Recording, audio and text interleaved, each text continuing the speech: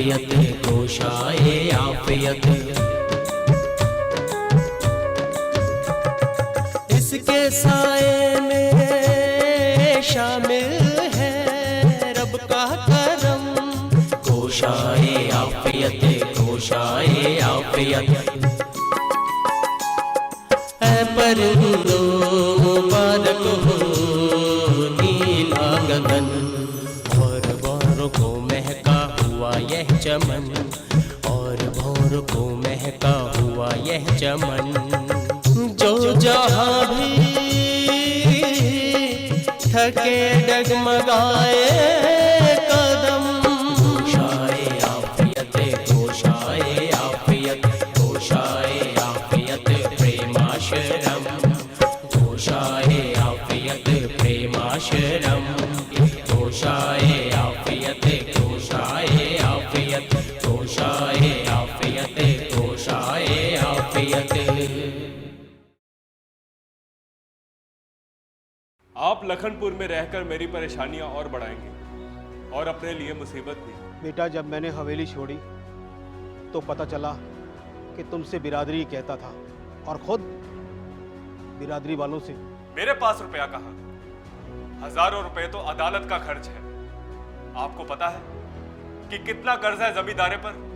खूब समझ रही हूँ भैया, मगर ये भी तो देखो कि उन्होंने तुमसे कोई हिसाब किताब नहीं मांगा कि इतने बरसों से जमींदारे का कितना रुपया तुम्हारे पास है। अजीजी ज्ञान शंकर, खुश रहो। खेती बाड़ी को बढ़ाने की मैं कोशिश कर रहा हूँ। यहाँ गांव के लोगों को मदद करना भी ज़रूरी है। उनके पास खाद बीज कुछ नहीं। मेरा उनसे वादा है, इस वक्त मुझे रुपए की ज़रूरत है। उम्मीद है तुम मेरी मदद करोगे। तुम्हारा दुआगो प्रेम शंकर। उन्हें रुपए की जरूरत होगी तभी तो खत लिखा होगा, गलत खर्चा तो वो करते ही नहीं। आश्रम के लिए, लोगों की मदद के लिए रुपए की जरूरत तो पड़ती होगी ना। चचा भी कह रहे थे कि वो आश्रम भी बना रहे हैं और लोगों की मदद भी कर रहे हैं। उन्हें जो कुछ भी करना है अपने कंधों पर करे, मेरे कंधों पर नहीं। मेरे पास रुपया कहाँ, हजारों रुपए तो अदालत का खर्च है। आपको पता है कि कितना कर्ज है जमींदारे पर? जमींदारा तो मैं ही देखता हूं ना। कहीं सरकारी अफसरों को भरना पड़ता है तो कहीं उनके कारिंदों को। खूब समझ रही हूं भैया, मगर ये भी तो देखो कि उन्होंने तुमसे कोई हिसाब किताब नहीं मांगा कि इतने बरसों से जमींदारे का कितना रुपया तुम्हारे पास है। और अगर उनको जरूरत पड़ेगी तो वो किसको लिखेंगे? तुमको ही ना। लेकिन मेरे पास गांव वालों की मदद के लिए कोई रुपया नहीं, और ना ही मुझे आश्रम चाहिए। मैं प्रेम भाई साहब को साफ लिख दूंगा कि मैं मजबूर हूं, मुझे माफ कीजिए। तुम तो लिखकर मना कर दोगे, लेकिन ईश्वर उनकी कुछ ना कुछ मदद जरूर करेंगे।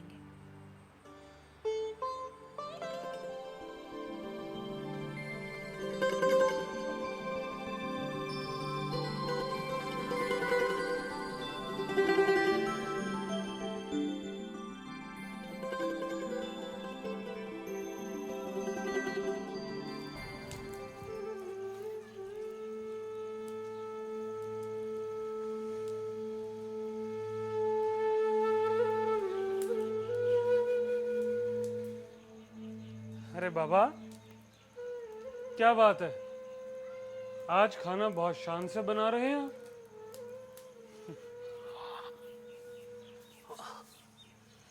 क्या करूं बेटा, तुमने ज्ञान को हवेली पर खत भेजा था, उसका जवाब नहीं आया। मेरा तो दिल घबरा रहा था, तो मैंने सोचा कि क्यों ना अपना दिल खाना बनाकर बहला लूं। मुझे मालूम है अगर उसका भेजा हुआ रुपया नहीं मिला तो तुम कितने परेशान हो जाओगे। हाँ बाबा, ये तो सही कहा आपने। मैंने उससे अपनी ज़रूरत के लिए एक चंद रुपए ही तो मांगे थे, कौन सा उससे हिसाब मांगा है। बाबा, क्या वो रुपए नहीं भेजेगा? क्यों नहीं भेजेगा? जरूर भेजेगा। आखिर इन रुपयों की अहमियत क्या है जमींदारी के सामने? तुम्हारा भाई है वो, तुम्हारा ख्याल जरूर रखेगा। शेख बाबा, मेरा दिल बहुत घबरा रहा है। ज्ञान को रुपए भेजने में इतनी देर नहीं करनी चाहिए थी।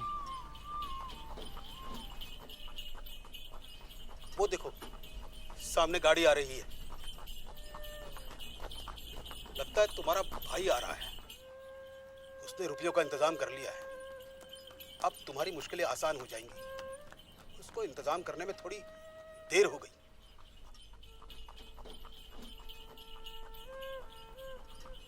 शेख बाबा, ये ज्ञान नहीं, चाचा साहब हैं जो इस आश्रम की तरफ ही आ रहे हैं। तुम्हारे चचा साहब इस वक्त ये क्यों आ रहे हैं आश्रम की तरफ? अल्लाह खैर करे, सब खैरियत तो है हवेली में? तुमने तो खत ज्ञान को लिखा था ना, फिर चचा क्यों आ रहे हैं? पता नहीं क्या बात है शेख बाबा, मेरी समझ में तो कुछ भी नहीं आ रहा।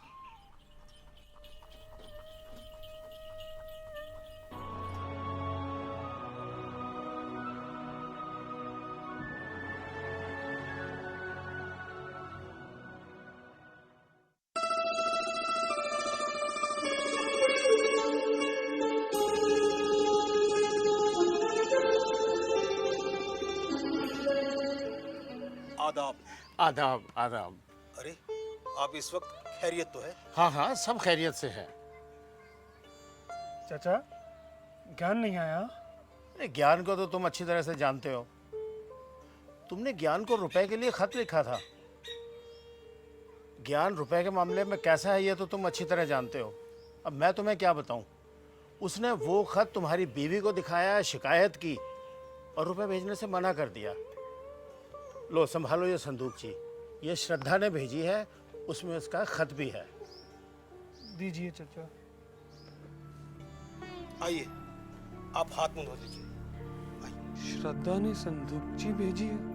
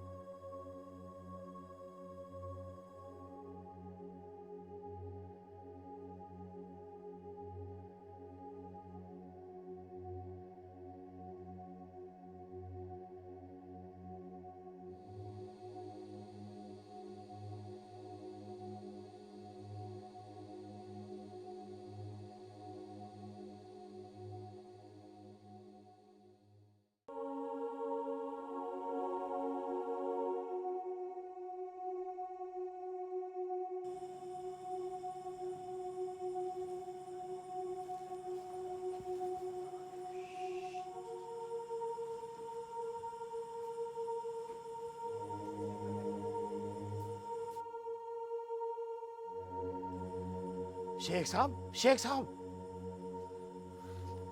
ये प्रेम शंकर आधी रात को बिना बताए कहाँ उठकर चला गया? मैं तो इस लड़के से तंग आ गया हूं। इसे ना तो अपना ख्याल है ना अपनी गृहस्थी का, बस इसे तो एक ही ख्याल है, गरीबों की भलाई और किसानों की अच्छाई।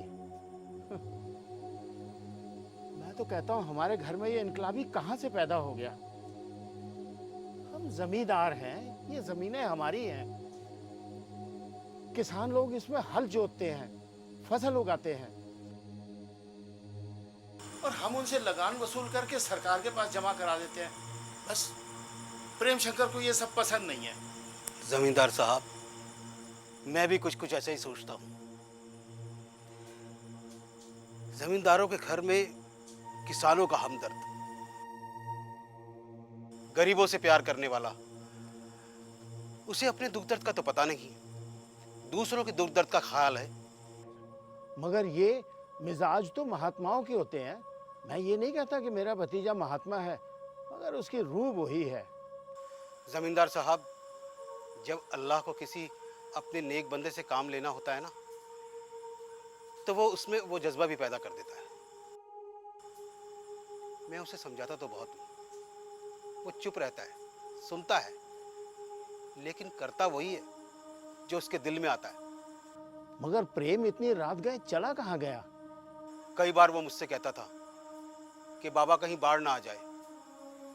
बाढ़ आ गई तो गरीबों के घर उजड़ जाएंगे, उनके जानवर बह जाएंगे, गरीब और गरीब हो जाएंगे। सरकार कुछ देखती नहीं, जमींदार कुछ सुनता नहीं, और हम भी ना देखें तो आखिर ही जाएंगे कहाँ? तो क्या वो नदी के बाढ़ पर चला गया होगा? हाँ हाँ, बिल्कुल। उसने हमें इसलिए नहीं उठाया क्योंकि हम उसे रोकते। उसे तो जाना था, अब गांव वालों की मदद कर रहा होगा। अल्लाह उससे खैरियत से लाए। मेरा तो दिल हर वक्त डरता रहता है।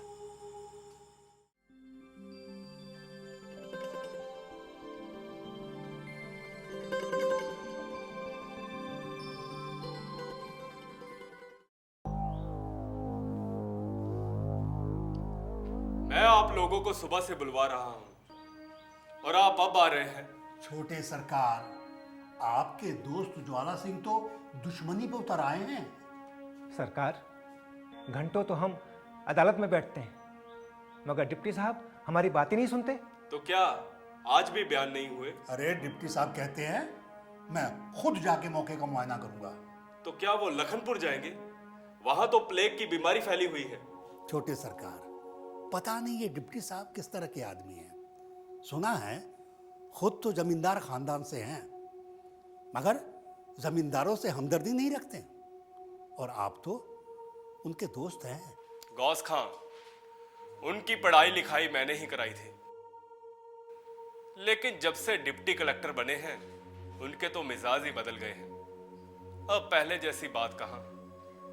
दोस्ती छोड़ो, मुझे तो दुश्मनी नजर आती है। जी सरकार, देखिए हम अदालत में अपने कागजात लिए बैठे रहते हैं और वो कागज़ देखते ही नहीं। बस अब मुआयने की लग गई है, कहते हैं कि मौके पर जाएंगे। और उन्हें ये भी फिक्र नहीं कि प्लेग कितनी खतरनाक बीमारी है। पूरे गांव में प्लेग फैला हुआ है।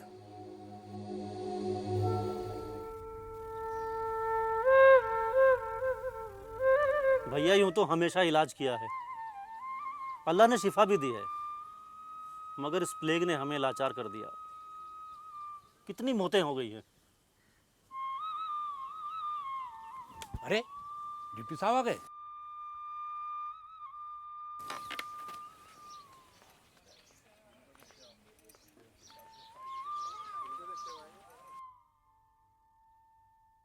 आप यहाँ पहले से मौजूद हैं। मैंने कई बार आपसे मिलना चाहा, लेकिन पता नहीं था कि इस हालात में मुलाकात होगी। मैं इन लोगों के लिए कुछ दवाइयाँ लेके आया था। बहुत तबाही फैला रखी है इस बीमारी ने। अच्छा किया आप खुद यहाँ आ गए। अब हम दोनों मिलके इन गरीबों की तकलीफ़ों का जायज़ा लेंगे और शायद कुछ सोच सके।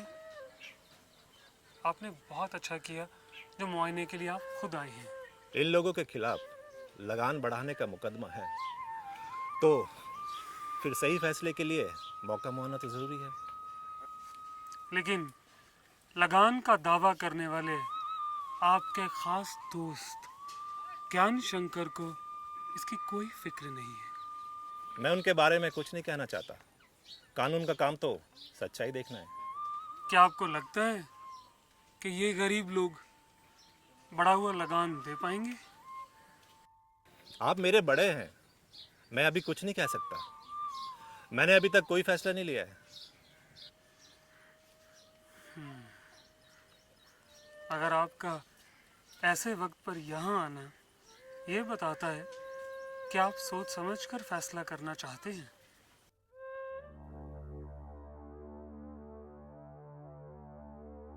अब प्लेग का क्या हाल है? बीमारी कुछ कम हुई? सरकार डिप्टी साहब, कहाँ कम हुई, बल्कि और बढ़ गई है। रोज किसी ना किसी घर में मौत होती रहती है। कभी इस घर से रोने की आवाज़ तो कभी उस घर से रोने की आवाज़। कभी इधर भागते हैं तो कभी उधर भागते हैं।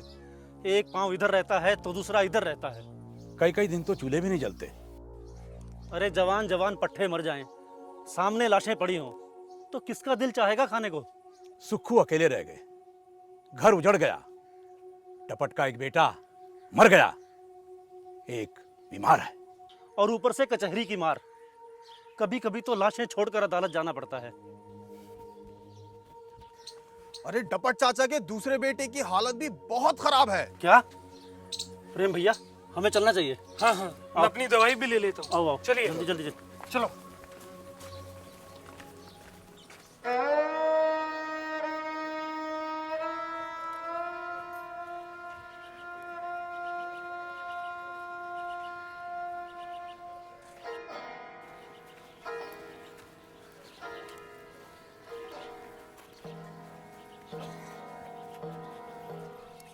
डपट भैया, दवा तो दी है ना इसे?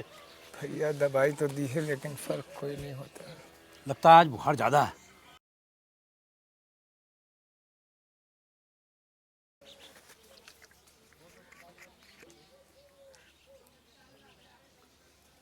बेटा मुंह खोलना, ठीक हो जाएगा।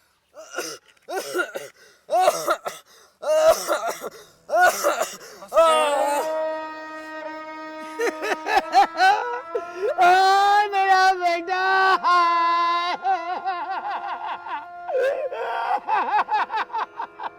मेरा बेटा, मेरा बेटा। अरे इस घर को कोई आग क्यों नहीं लगा देता? अब इस घर में रखा क्या है? अरे कैसा अंधेर है, बाप बेटा रहे और बेटा चला जाए।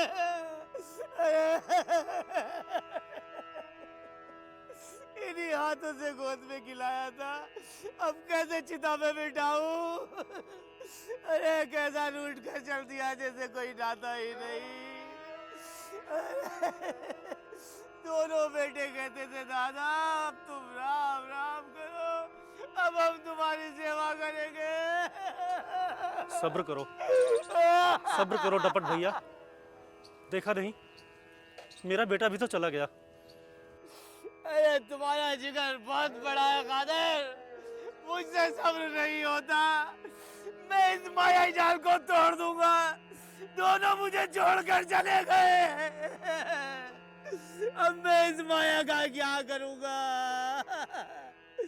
इस माया के कारण झूठ बोला, ये सामने मरी पड़ी है माया।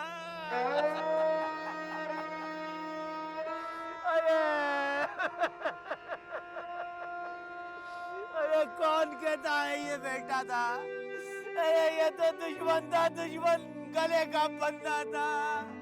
ये मर गया, बंदा खुल गया। अब मैं इस घर को आग लगाऊंगा, अब मैं इस घर को आग लगाऊंगा। अरे बलराज क्यों रोता है? जा कहीं से आग लेकर आ।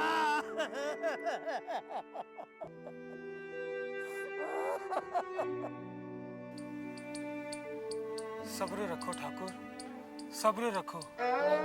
दुनिया का यही दस्तूर है। हाँ हाँ, आप तो हमारे मालिक है ना। डिप्टी साहब को लाए इजाफा लगान के लिए ले लो, जो मना पड़ा है उसी से ले लो। जाओ गौस खां से कह दो, इसे बांधो, मारो, सूली चढ़ाओ, इसी से लगान ले लो। मैं तो आजाद हो गया। मैं जा रहा हूँ, मैं जा रहा हूँ, मैं जा रहा हूँ। चाचा संभालो अपने आप को। अब मैयत उठाने में देरी नहीं होनी चाहिए। मगर घर में तो एक फूटी कौड़ी भी नहीं है, और हमारी हालत तो आप जानते ही हैं। मुकद्दमे की वजह से घर के बर्तन भांडे सब गिरवी पड़े हुए हैं, और रही सही कसर प्लेग ने पूरी कर दी। देख लिया आपने डिप्टी साहब, इनके पास घर में कफन खरीदने तक के पैसे नहीं हैं। खैर, ये लीजिए, आप अर्थी की तैयारी कीजिए।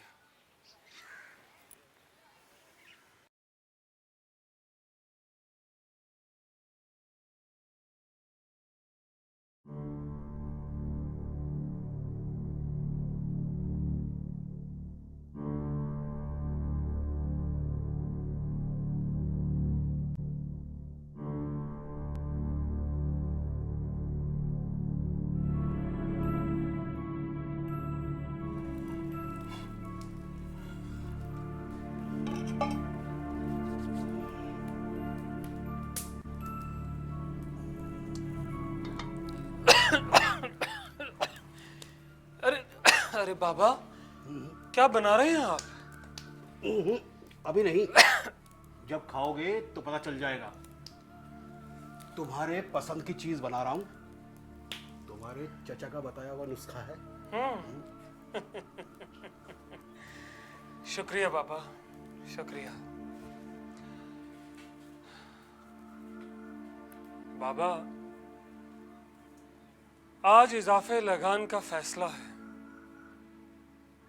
पता नहीं ज्वाला सिंह ने क्या फैसला दिया होगा। बाबा, अगर कहीं उसने फैसला इन गरीब किसानों के खिलाफ दे दिया तो बेचारे कहां से भरेंगे लगान? मैं तो सोच के परेशान हो जा रहा हूं। भैया! हाँ ज्ञान, क्या हुआ? परेशान लग रहे हो? मैंने सांप को दूध पिलाया है। डिप्टी ज्वाला सिंह ने मेरी पीठ में खंजर घोंपा है। मुझे उससे ये उम्मीद नहीं थी। मैंने उसे पढ़ाया लिखाया, क्या इसी दिन के लिए? तो क्या फैसला हो गया? क्या फैसला हुआ है? हाँ, मेरा दावा खारिज हो गया है। लगान बढ़ाने का दावा खाली मैंने अपने लिए थोड़ा किया था। लगान बढ़ता तो सबका फायदा होता। सबको फायदा पहुंचता? क्या मतलब है तुम्हारा? मेरा मतलब क्या है आप खूब समझते हैं। नहीं, मुझे लगान नहीं चाहिए। ये गरीब किसान कहां से बढ़ा हुआ लगान देंगे?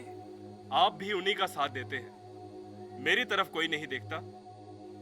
वो डिप्टी ज्वाला सिंह मुझसे बेईमानी कर रहा है। मेरी बात छोड़ो तुम। खैर, मुझे ये बताओ कि जब इसी ज्वाला सिंह ने लखनपुर वालों के मुचलके किए थे, तब तो तुम कह रहे थे कि बहुत ईमानदार है।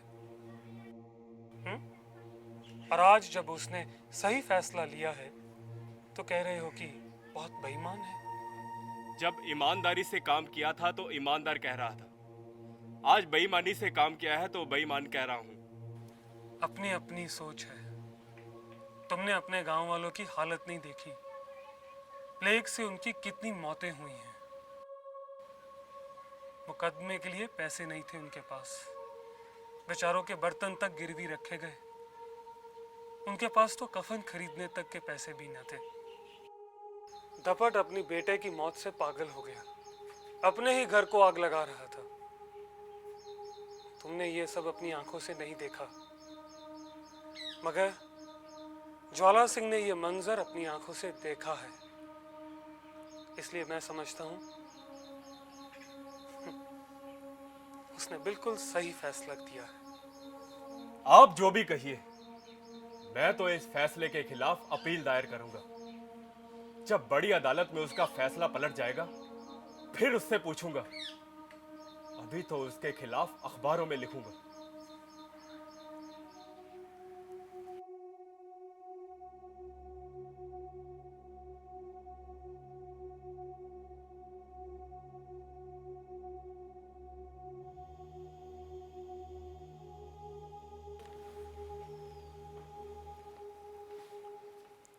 आदाब हुजूर। अरे पेशकार साहब आप जी। और ये इतना बड़ा पलंदा काहे का है? आज की सारी पहले तो मैंने चेक कर ली, तो ये क्या है? सरकार, कई दिनों से मैं बहुत तकलीफ में था, इनको देख के और परेशान हो जाता था। पेशकार साहब, जब आप परेशान थे तो देखते क्यों थे? वैसे ये फाइलें नहीं लगती। सही पहचाना सरकार आपने। ये वो अखबारात हैं, इनके बारे में क्या बताऊं मैं। जब आप ले ही आए तो साफ साफ कहिए ना, ये पहेलियां क्यों बुझा रहे हैं? आपको अच्छी तरह पता है कि हम एकदम साफ बात के आदी है। सरकार, ये वो अखबारात हैं जिनको पढ़ने का भी दिल नहीं करता। पढ़ने को दिल नहीं चाहता? पेशकार साहब, ऐसी कौन सी बात है? साहब, ये वो अखबारात हैं जिसमें आपके दोस्त ज्ञान साहब आपके खिलाफ गिलाजत उछाल रहे हैं। अच्छा, तो दिन भर आप यही गिलाजत इकट्ठा करते फिरते हैं और यही गिलाजत आप यहाँ ले आए? सरकार, आप तो हमारे हाकिम हैं। आपके खिलाफ कोई झूठी झूठी इल्जामात लगाए तो हमें तो तकलीफ होगा ना। मैंने सोचा आपके दोस्त के बारे में आपको उसकी हकीकत पता है कि नहीं, इसलिए मैं अखबारात ले आया।